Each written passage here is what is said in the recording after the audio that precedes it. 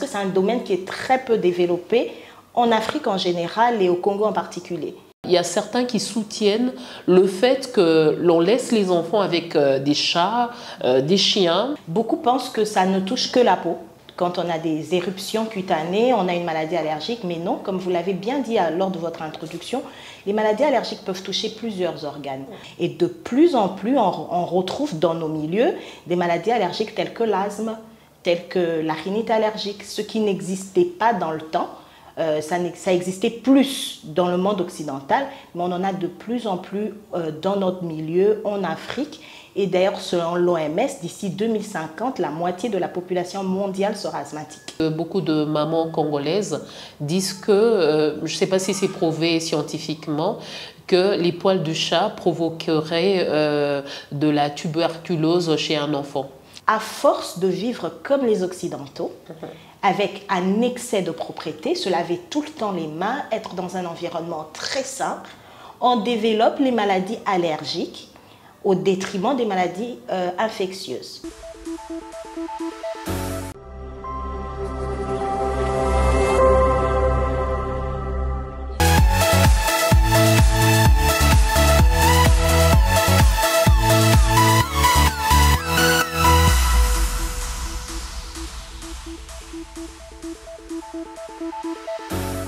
Les allergies peuvent être de nature cutanée, médicamenteuse, respiratoire ou encore provoquée par une piqûre ou encore par le venin d'insectes. Cependant, pour toutes sortes d'allergies, il est recommandé de consulter un allergologue. Dr Joël Bemba Kabeya est donc médecin, pédiatre et allergologue aux cliniques universitaires de Kinshasa, en République démocratique du Congo. Nous allons la recevoir au cours de cette émission. Mesdames et messieurs, bienvenue dans Portail du Succès. Cette émission que vous avez l'habitude de suivre sur Nu Image TV, on se retrouve dans un nouveau cadre et pour un nouveau numéro. Docteur Joël Bemba Kabeya, vous êtes donc médecin allergologue et aussi pédiatre. Bienvenue dans Portail du Succès. Merci Candice. Alors avec vous, nous allons parler de l'allergologie, nous allons parler de la pédiatrie, mais aussi nous allons dire que vous êtes chrétienne et nous allons parler de comment est-ce que vous conciliez votre foi chrétienne avec les connaissances apprises en tant que médecin. Alors, d'emblée, je vous pose la première question. Comment vous êtes-il venu de faire de la pédiatrie et aussi l'allergologie ? Alors, c'est toute une histoire parce qu'au début, d'abord dans notre cursus médical, on fait d'abord la formation en médecine générale. Donc, j'ai décidé de faire la médecine parce que j'étais passionnée des médecins que je voyais autour de moi. Étant donné que j'ai grandi dans une famille où mon grand-père maternel était médecin, son épouse était infirmière, mes oncles étaient des médecins et je m'identifiais à eux. Et j'étais passionnée de faire la médecine. Alors, en ce qui concerne la pédiatrie, il faut dire que depuis toute petite, les enfants, c'est mon coup de cœur. J'aime beaucoup les enfants. Étant donné que j'aime beaucoup les enfants, j'avais horreur de voir des enfants souffrir. Donc, en grandissant, dès que je voyais un enfant qui avait un bobo, qui avait mal, j'avais vraiment horreur de voir des enfants souffrir. Et à cause de ça, j'ai décidé de faire de la pédiatrie. Alors, une petite anecdote, je voulais même faire l'ophtalmologie parce que ma maman, elle souffrait des yeux. Et elle souffrait gravement des yeux et à un point où elle était obligée de voyager pour se faire opérer parce que la médecine n'était pas à même de prendre soin d'elle ici. Et je voulais devenir ophtalmologue, mais ce n'était pas ma passion. Ma passion, c'était les enfants. Alors, l'allergologie, par contre, ça c'est une autre histoire. On va dire que premièrement, c'était un concours de circonstances parce que c'est un domaine qui est très peu développé en Afrique en général et au Congo en particulier. Pendant plusieurs années, on a pensé que les maladies allergiques n'existaient que chez les Occidentaux. Et donc, c'est par le canal d'un de mes maîtres qui était venu, qui vit à l'étranger, mais qui vient de temps à autre au Congo. Et c'est lui qui m'a coopté et qui a commencé à m'apprendre les ABC de l'allergologie. Comment faire les tests, comment détecter les maladies allergiques. Et c'est lui qui a nourri en moi une passion. Le professeur Célestin Bouila, c'est lui qui a nourri en moi cette passion. Et après, je suis allée m'inscrire à l'Université de Lyon, en France, pour justement avoir un diplôme d'allergologie. Voilà. Okay. Et pour le concours de circonstances aussi, ce qui a fait que finalement je m'inscrive, c'est parce que ma fille a développé les maladies allergiques depuis l'âge de 6 ans, 6 mois plutôt. Et donc, toute petite, je me suis dit, je dois prendre soin de ma fille et c'est comme ça que j'ai fait l'allergologie. Alors, en tant qu'allergologue, vous êtes allergologue pour simplement les enfants, juste en pédiatrie, ou également chez les adultes? Alors, c'est vrai qu'à la base, j'ai fait une formation de pédiatre, donc à la base, je suis pédiatre. Oui. Mais dans ma formation d'allergologie, c'est pour l'allergologie, quelles que soient les tranches d'âge. Et étant donné qu'à la base, je suis pédiatre, la plupart des patients que je reçois en allergologie sont des enfants. Mais ma formation, je reçois aussi des adultes, mais de façon rare. Alors justement, on entend rarement parler de ça, allergologie. Alors, pouvez-vous définir pour notre public qui nous suit, pouvez-vous dire en termes clairs à quoi consiste cette science? Alors, comme vous l'avez demandé, les maladies allergiques, beaucoup pensent que ça ne touche que la peau. Quand on a des éruptions cutanées, on a une maladie allergique, mais non, comme vous l'avez bien dit lors de votre introduction, les maladies allergiques peuvent toucher plusieurs organes. En fait, c'est quoi une maladie allergique? C'est simplement une réaction excessive de l'organisme en contact d'un allergène. Un allergène peut être n'importe quoi que toute autre personne tolère, mais une personne allergique, quand elle est face à cet allergène, à ce composant, elle réagit. Un exemple simple, ça peut être les poils de chat. Moi, je peux bien tolérer les poils de chat, je peux bien jouer avec un chat, mais si vous êtes allergique, en contact avec un chat, vous allez réagir. Et donc maintenant, les réactions sont de différents types. Ça peut être d'ordre respiratoire, comme vous l'avez dit, et les maladies donc, comme l'asthme. La plupart des asthmatiques sont allergiques. Et donc, quand ils sont en contact avec l'allergène, ils développent une crise d'asthme. Ça peut être un rhume à répétition, un rhume de foin, des personnes qui éternuent tout le temps, qui ont tout le temps les nez qui grattent, les yeux qui deviennent tout rouges, une rhinoconjonctivite allergique. Elle peut toucher la peau, comme vous l'avez dit, on peut avoir un eczéma, de l'urticaire. Elle peut être de type alimentaire. Quelqu'un va te dire, moi, quand je mange le poisson, juste après, les minutes d'après, des fois même les heures après, je gonfle de partout, j'ai du mal à respirer, ça gratte un peu partout. C'est d'origine allergique. On peut avoir des allergies médicamenteuses. Certaines personnes ne prennent pas certains produits, vont te dire quand je prends du Doliprane, j'ai le corps qui devient tout rouge, j'ai des boutons qui apparaissent partout et ça gratte, ça fait mal. Et elle peut être d'origine due à des piqûres d'insectes, des insectes comme les abeilles, quelqu'un en contact avec une piqûre d'abeille, il a tout de suite une réaction assez forte. Et donc, comme on l'a dit tout à l'heure, les maladies allergiques peuvent être vraiment de différents types. Et de plus en plus, on retrouve dans nos milieux des maladies allergiques telles que l'asthme, telles que la rhinite allergique, ce qui n'existait pas dans le temps. Ça existait plus dans le monde occidental, mais on en a de plus en plus dans notre milieu, en Afrique. Et d'ailleurs, selon l'OMS, d'ici 2050, la moitié de la population mondiale sera asthmatique. Ok. Alors, puisque vous parlez de ces allergies, vous parlez de ces réactions, et en tant que pédiatre, comment est-ce que vous arrivez à détecter chez les enfants qui ne parlent pas, par exemple, comment est-ce que vous arrivez à détecter ces allergies? Alors, un de mes professeurs m'a souvent dit que les mamans sont les premiers pédiatres. Alors nous, en pédiatrie, premièrement, on apprend à beaucoup écouter les parents. C'est important d'écouter ce que dit le parent, ce que décrit le parent. Le parent, il ne sait pas c'est quoi, mais il sait vous dire ce que son enfant a, ce que son enfant présente comme signe, comme symptôme. Et donc, ça part de là, de l'anamnèse, de bien interroger les parents. Et quand l'enfant devient un peu plus grand, lui-même, il sait te dire, voilà, j'ai ça qui me pose problème. Quand ils sont tout petits, c'est la maman qui va te dire, mon enfant, il tousse toute la nuit quand il dort. En plein milieu de la nuit, mon enfant, il tousse tout le temps. La maman va te dire, mon enfant a tendance à réagir quand elle prend ceci, quand elle prend cela. Donc, la grande part, nous, en pédiatrie, c'est de donner, d'écouter le parent ou le tuteur, la personne qui accompagne l'enfant. Et quand l'enfant devient plus grand, l'enfant lui-même sait des fois s'exprimer et dire ce qu'il ressent. Alors, quels sont les défis les plus courants que vous rencontrez en tant que pédiatre au quotidien? Les défis les plus courants. Alors, elles sont de différentes tailles, les défis. Je crois qu'un des défis, parce que comme vous l'avez dit, je travaille au clinique universitaire de Kinshasa. Et c'est vrai que je ne travaille pas que là-bas, mais principalement là-bas. Et les cliniques universitaires de Kinshasa, c'est un hôpital étatique. Et on reçoit beaucoup de patients, mais vu la localisation de cette institution aussi, on reçoit beaucoup de patients démunis des fois. Et c'est l'une des grands défis que moi, personnellement, je dirais que je rencontre dans ma carrière de pédiatre au Congo. C'est que par moment, un enfant est malade, mais la maman vient à l'hôpital vraiment en dernière minute parce qu'elle a essayé de l'automédiquer, de donner elle-même à domicile plusieurs choses. Ça n'a pas marché. Elle a même des fois essayé certaines médecines traditionnelles. Et ils nous emmènent des enfants dans un état des fois très pathétique. Et un autre défi, les enfants reçoivent beaucoup d'enfants des fois malnutris.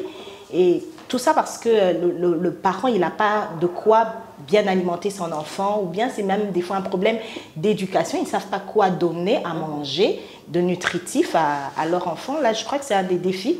Un des défis que je rencontre dans ma carrière, c'est celle de voir que, voilà, il y a la pathologie d'un côté, mais de l'autre côté, la prise en charge ne sait pas être adéquate faute des moyens financiers. Tandis que dans certaines institutions de la place privée, la plupart des patients sont conventionnés. Du coup, ce problème ne se pose pas vraiment parce qu'ils ont une convention qui prend l'enfant en charge. Et là-bas, les problèmes qu'on rencontre sont tout autres, en fait. Tout autres. Alors, quelles sont les allergies les plus fréquentes chez les enfants aujourd'hui? Alors, au jour d'aujourd'hui, déjà dans la marche atopique, on appelle ça la marche atopique parce que l'enfant tout petit, il commence par des problèmes de peau. Les parents vont vous consulter pour un enfant qui a souvent de l'eczéma, une peau très sèche et il y a des endroits de prédilection, d'apparition de ces différents problèmes de peau. Et ils vont vous dire que à ces différents endroits-là, l'enfant a des manifestations allergiques. Elle a une peau très sèche, elle a des boutons qui apparaissent souvent, l'enfant. Et un peu plus grand, il peut développer justement de l'asthme. Un parent va vous consulter pour un enfant qui tousse tout le temps. Il tousse quand il pleure, il tousse quand il dort, il tousse quand il court, il tousse quand il joue. Il a des fois du mal à respirer, il a des fois, ça serre dans la poitrine. Et donc, il développe par moment de l'asthme. Et certains, c'est plutôt pour le nez qui coule en permanence, un enfant qui éternue tout le temps, qui renfle tout le temps la nuit quand il dort, qui a du mal à respirer quand il dort la nuit. Donc, c'est les symptômes les plus courants que l'on retrouve en pédiatrie. Alors, docteur, vous avez dit quelque part qu'il y a une personne qui peut facilement supporter les poils de chat, et pendant que d'autres non. Je crois que c'est pareil aussi pour les chiens. Alors, parlons des enfants. Est-ce que, en parlant de l'allergie, est-ce que les enfants, parce qu'il y a une contradiction quelque part, il y a certains qui soutiennent le fait que l'on laisse les enfants avec des chats, des chiens, pendant que d'autres médecins qui disent que, au fait, condamnent ce fait-là. Alors, dites-nous, est-ce qu'il est préférable, au fait, pour un enfant qui aime les chiens, est-ce qu'on peut le recommander de domestiquer un chien ou bien ses parents domestiquer un chien? C'est une très bonne question de savoir si on devrait exposer nos enfants aux animaux domestiques dès leur temps d'enfance ou carrément les éviter pour éviter les maladies allergiques. Alors, ça semble très contradictoire, mais je vous dirais, oui, il faut les exposer à ça. Parce que qu'est-ce qui se passe avec les maladies allergiques? Tout à l'heure, je vous ai dit qu'on les retrouvait on ne les retrouvait pas dans le temps dans nos milieux, on les retrouvait plus dans les pays occidentaux, mais maintenant, il y a comme un shift. On retrouve aussi des maladies allergiques de plus en plus en Afrique. C'est dû au fait, ce n'est pas la seule théorie, mais l'une des théories, c'est la théorie hygiéniste.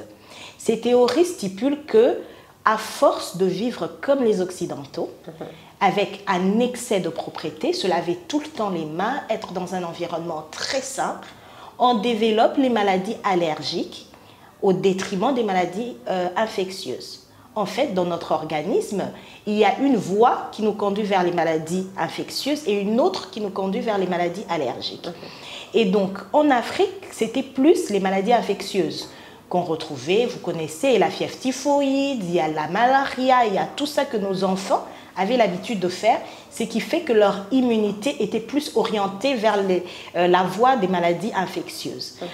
Maintenant, quand on développe la théorie hygiéniste, on est de plus en plus propre, on est de plus en plus soigné, ce qui est une bonne chose. Mais notre immunité concernant les maladies infectieuses diminue en laissant priorité à manifester plus les maladies allergiques, comme dans d'autres cieux. Et donc les maladies comme de l'asthme, les maladies qui n'ont rien à voir avec voilà, les infections.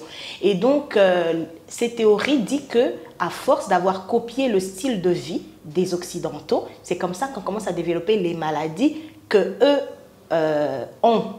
Et en parlant toujours de cette théorie, dans le temps, en Europe, on s'était rendu compte que les enfants qui vivaient dans la ferme, là où il y avait beaucoup de boue, là où il y avait eu des animaux domestiques, là où il y avait beaucoup de poulaillers, développaient moins les maladies allergiques que les enfants qui vivaient dans la ville, où tout était clean, l'air est climatisé. Et même dans notre carrière médicale, la plupart des enfants qui développent ces maladies allergiques sont entre guillemets des enfants qui ont tant soit peu une vie nantie. Que ceux qui vivent dans la promiscuité, dans un peu de saleté, eux ne développent pas trop ces maladies allergiques. Donc pour dire, non, on ne devrait pas les empêcher de s'exposer à ça. On doit les laisser s'exposer à ce que l'on considère comme étant allergènes. Parce qu'en fait, ce n'est pas tout le monde qui va développer ces maladies allergiques. Seuls ceux qui sont des familles prédisposées. Alors chez eux, dès le jeune âge, on va voir est-ce qu'il est allergique et lui dire éloigne-toi du chien, éloigne-toi du chat. Mais tant que l'enfant est en contact avec le chien, en contact avec le chat, en contact avec les acariens, les pollens et ne développe rien, on va le laisser entrer en contact pour développer son immunité, pour ne plus réagir. Parce que comme je vous ai dit, en fait, l'allergène n'est pas un microbe. Nous tous, on entre en contact avec l'allergène, on ne réagit pas, mais les personnes avec une immunité faible concernant l'allergie, quand ils sont en contact, ils réagissent. C'est comme ça qu'on leur laisse être en contact pour développer leur immunité. Mais si par contre, ils sont déjà sensibilisés, là, on va dire stop. Il ne faut plus être en contact avec le chien. Il ne faut plus être en contact avec le chat. Alors sensibiliser, parce que là, c'est un terme médical, c'est-à-dire je tombe sur un enfant qui me fait de l'asthme et quand je fais le test allergique, il est allergique au chat. Alors là, je dis, oui, au chien. Là, je dis stop. Débarrassez-vous du chien qui est à la maison. Débarrassez-vous du chat qui est à la maison. Mais tant qu'il n'a pas développé la maladie, on va le laisser s'exposer pour développer une immunité de sorte de ne pas réagir à la longue face à cet allergène.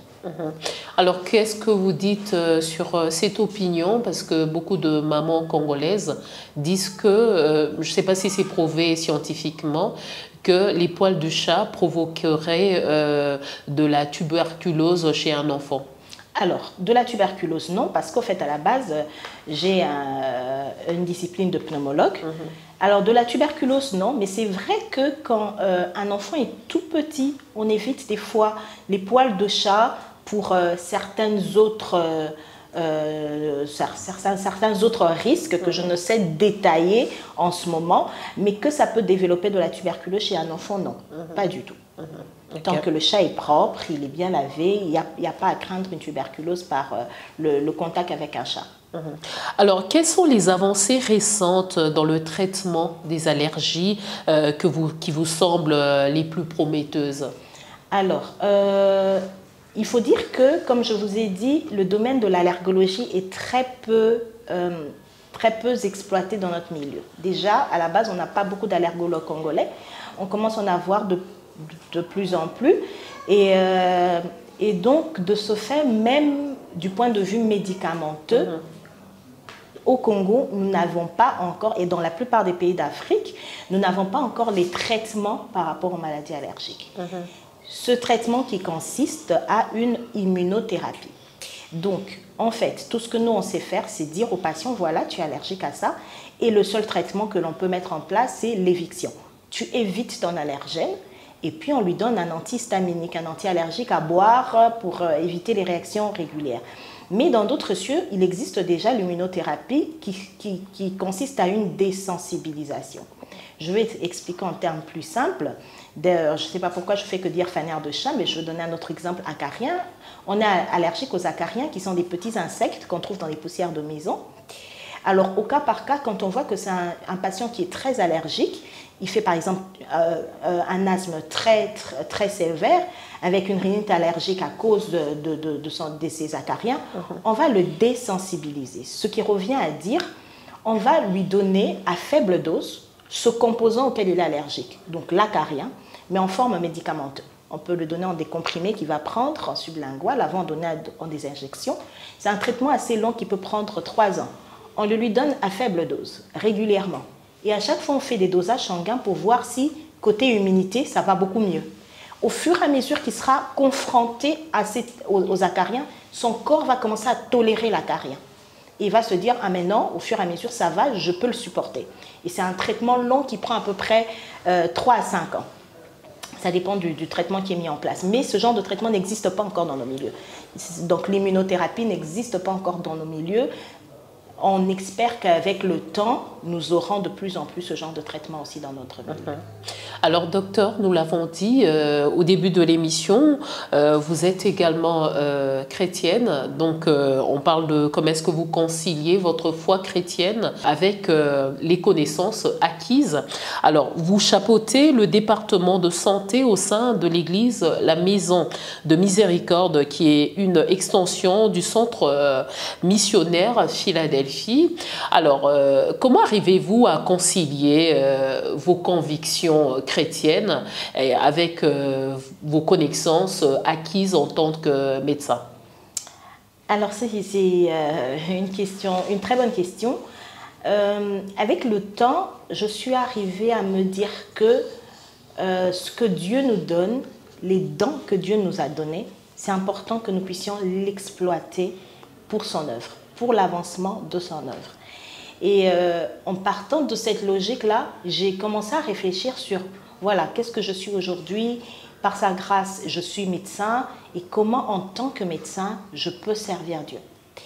Et j'ai concilié ça parce qu'au début, j'avais une frustration parce que j'avais un emploi de temps très chargé, que j'avais du mal à servir Dieu à l'église. Aujourd'hui, c'est vrai que j'ai mis un équilibre par rapport à ça, mais j'ai compris pendant cette période que c'était important pour moi de servir Dieu partout où je suis. Donc de servir Dieu au travers du don qu'il m'a donné. Puisqu'il m'a donné le don d'être intelligente, d'étudier et de devenir médecin, de servir Dieu en tant que médecin. Et donc comment j'arrive à concilier ça? C'est que dans ma pratique médicale de tous les jours, j'exerce ma médecine comme étant un service pour Dieu. Dans le sens où quand je viens dans le milieu de travail, à part le fait que bien sûr je prie avant de commencer à travailler, je prie pour mes patients, mais je reste sensible pour comment gérer un patient et un autre. On ne les gère pas tous de la même manière. Parce qu'il y a des patients, je n'exerce que ma médecine et c'est tout, mais il y a d'autres patients qui entrent dans mon cabinet. Je comptais exercer que ma médecine pour guérir l'enfant, c'est Dieu qui guérit au travers du médecin. Mais là, vous avez une sensibilité de dire autre chose, de faire autre chose pour que l'enfant obtienne la guérison. Il y a eu des parents pour qui, juste un exemple en passant, une maman qui venait à l'hôpital chaque semaine, au moins 2 fois la semaine, et là pendant plus d'1 mois. Et un jour, elle est venue, elle n'en pouvait plus. Elle est au bout du rouleau, elle me dit, docteur, je n'en peux plus. Et j'ai senti en moi prier avec cette femme. Je lui ai dit, vous me permettez de prier avec vous? Elle a dit oui. J'ai fermé le cabinet, j'ai prié avec elle. Et les jours qui ont suivi, parce que je suis toujours les enfants de cette maman, c'était fini. Cette séquence-là de tout le temps les enfants qui tombaient malades, pour dire qu'en fait, on n'est pas obligé d'être qu'à l'église pour servir Dieu. On peut servir Dieu, vous le servez en tant que journaliste. On peut servir Dieu partout où on est, dans ce que l'on fait. Si aujourd'hui, dans mon milieu de travail, avec mes collègues, j'ai un mauvais témoignage, je suis méchante, je suis mesquine, quand je veux les inviter à l'église, ils ne vont pas venir. Mais s'ils voient que je suis quelqu'un de chaleureux, de gentil, de compatissant, ben, ils verront Christ en moi. Et pour moi, c'est ça, servir Dieu. Ce n'est pas forcément se tenir debout devant la chair, mais c'est ça, servir Dieu partout où l'on est. Mais aussi, je me discipline, j'ai demandé la grâce de Dieu, en fait, de m'accorder aussi du temps pour le servir à l'église. Et à l'église, je le sers dans le département de santé, comme vous l'avez dit. Donc, j'ai gardé le même talent que Dieu m'avait donné et j'ai mis en pratique ce talent au milieu de l'église. Et comme à l'église, on a une structure de santé, quand quelqu'un a un malaise en plein milieu de culte, mais nous, on est là, notre département de santé, on est là, on s'occupe de lui et on a reçu des fois des patients qui sont venus avec des chiffres tensionnels très élevés au point de vouloir faire un AVC, mais on met notre connaissance médicale au service de l'église, on les soigne, on leur donne des médicaments, puis après, les premiers soins simplement, et puis après, on les oriente vers une institution de santé pour la suite de la prise en charge. Et comme j'aime bien encadrer les jeunes, je me suis aussi, j'ai adhéré au département des grands jeunes pour enseigner aux jeunes sur comment vivre leur vie chrétienne en tant que jeunes, jusqu'à un jour devenir mariés, fonder des foyers équilibrés, heureux dans le département des grands jeunes. Alors je vois que nous atteignons déjà les 26 minutes. Nous atteignons déjà les 26 minutes. Alors, je vais rappeler à mon public que nous avons reçu le docteur Joël Bemba Kabeya, qui est donc allergologue et pédiatre. Pas facile de prononcer parce que c'est très bien. Voilà, et médecin donc aux cliniques universitaires de Kinshasa en République démocratique du Congo. Nous étions très heureux de vous recevoir au cours de cette émission. Merci Madame Candice, le plaisir est partagé. Vous avez un mot pour la fin? Alors, le mot de la fin, c'est que notre vie est un don, notre vie est une grâce. Et qu'il est important pour nous d'exploiter les dons, les talents que Dieu a mis en notre... que Dieu nous a donnés pour son œuvre, et ça partout où l'on est. Pas seulement à l'église, mais partout où l'on est. Comment on peut l'exploiter? En essayant de faire de notre mieux, d'être meilleur dans son domaine. Voilà mon mot de la fin. D'accord. Mesdames et messieurs, merci d'avoir suivi cette émission Portail du Succès. On se retrouve pour un prochain numéro sur New Image TV. N'hésitez pas de vous abonner et de nous suivre continuellement. Merci et bonne suite de programme sur New Image TV.